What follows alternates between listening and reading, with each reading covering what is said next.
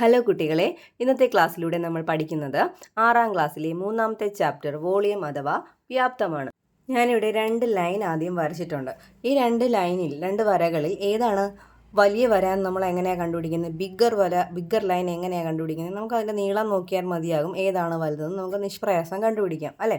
അതുപോലെ ഇവിടെ ഞാൻ 2 ചതുരങ്ങൾ വരച്ചിട്ടുണ്ട്, റെക്റ്റാങ്കിൾസ് വരച്ചിട്ടുണ്ട്. ഇവയിൽ ഏതാണ് വലുതെന്ന് എങ്ങനെയാണ് കണ്ടുപിടിക്കുന്നത്? നമ്മൾ അതിൻ്റെ എന്ത് കണ്ടുപിടിച്ച് നോക്കും? ഏരിയ അല്ലേ. ഏരിയ അഥവാ പരപ്പളവ് കണ്ടുപിടിക്കും. പരപ്പളവ് എങ്ങനെയാണ് അഥവാ ഏരിയ എങ്ങനെയാണ് കണ്ടുപിടിക്കുന്നത്?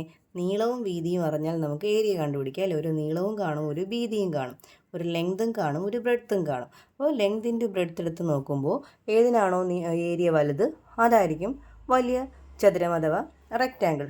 ഇനി ഇതുപോലുള്ള ബ്ലോക്കുകളാണെങ്കിലോ ചതുര കട്ടകളാണെങ്കിലോ നമ്മൾ എങ്ങനെയാണ് വലുത് ഏതെന്ന് എങ്ങനെയാണ് കണ്ടുപിടിക്കുന്നത്?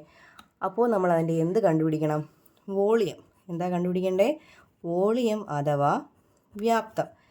വോളിയം അല്ലെങ്കിൽ വ്യാപ്തം കണ്ടുപിടിക്കുമ്പോൾ നമുക്ക് ഇതിൽ ഏതാണ് വലുതെന്ന് കണ്ടുപിടിക്കാൻ സാധിക്കും. അപ്പോൾ ഈ ചാപ്റ്ററിൽ നമ്മൾ വോളിയത്തിനെ കുറിച്ച് അഥവാ വ്യാപ്തത്തിനെ കുറിച്ചാണ് പഠിക്കുന്നത്.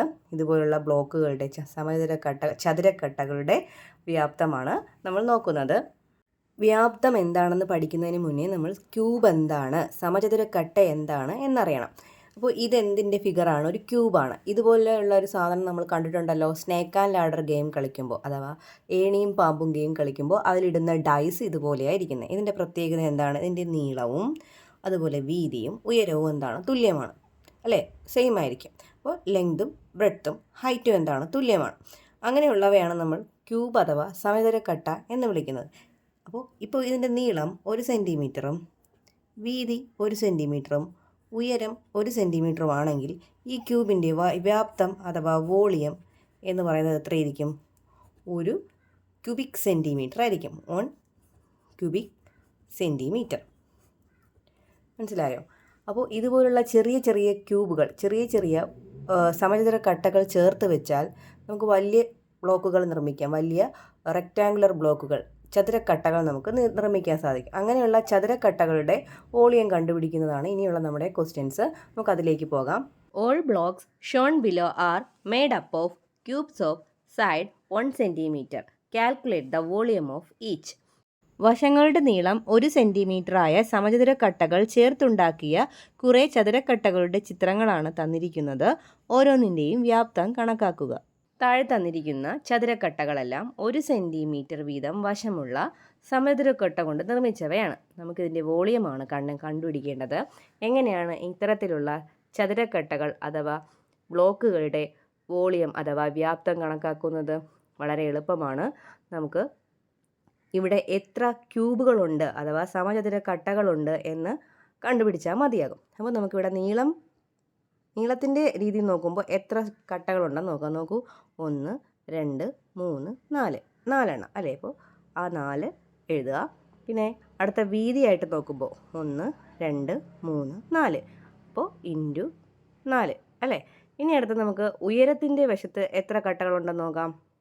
1 2 3 4 എത്രയാണ്? 4.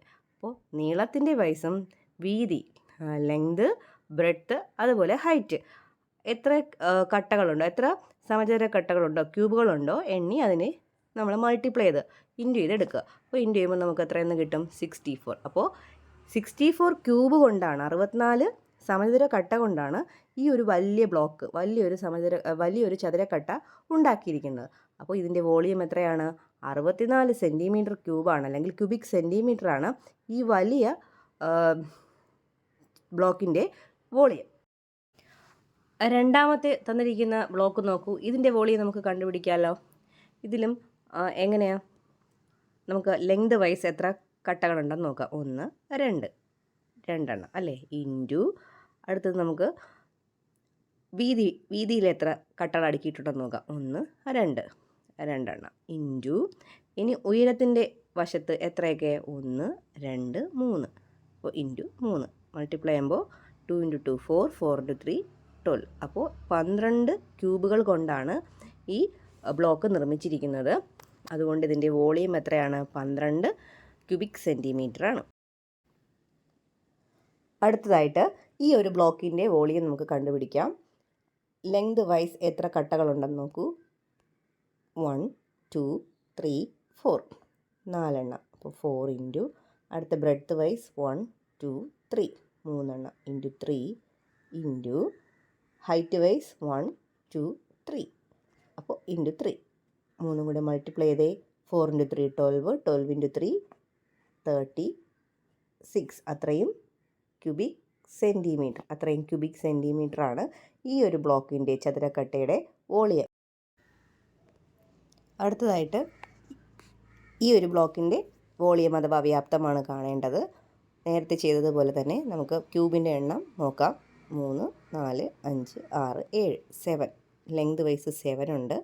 അടുത്ത ബ്രെഡ്ത്ത് വൈസ് 1 2 രണ്ടെണ്ണമേ ഉള്ളൂ. അപ്പോൾ 7 into 2 into height wise 1 2 3 into 3 അപ്പോൾ 7 ഇൻറ്റു 2 14 14 ഇൻറ്റു 3 എത്രയാണ് 42. അടുത്തതായി നമുക്ക് ഈ ക്യൂബിൻ്റെ വോളിയം കണ്ടുപിടിക്കാം. അപ്പോൾ നമുക്ക് ലെങ്ത് വൈസ് എത്ര ക്യൂബ് ഉണ്ടെന്ന് നോക്കാം. ഇവിടെ 1 2 3 3 ക്യൂബുകളാണുള്ളത്.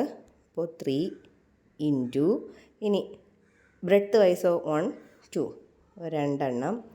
ഹൈറ്റിൻ്റെ സൈഡിൽ എത്രയാണ് 1 2 രണ്ടെണ്ണം. അപ്പോൾ ഇൻറ്റു ചെയ്തേ 3 ഇൻറ്റു 2 6 6 ഇൻറ്റു 2 12. അപ്പോൾ ഈ ചതുരക്കട്ടയുടെ വോളിയം എത്രയാണ്? റെക്റ്റാങ്കുലർ ബ്ലോക്കിൻ്റെ വോളിയം വ്യാപ്തം 12 ക്യൂബിക് സെൻറ്റിമീറ്ററാണ്.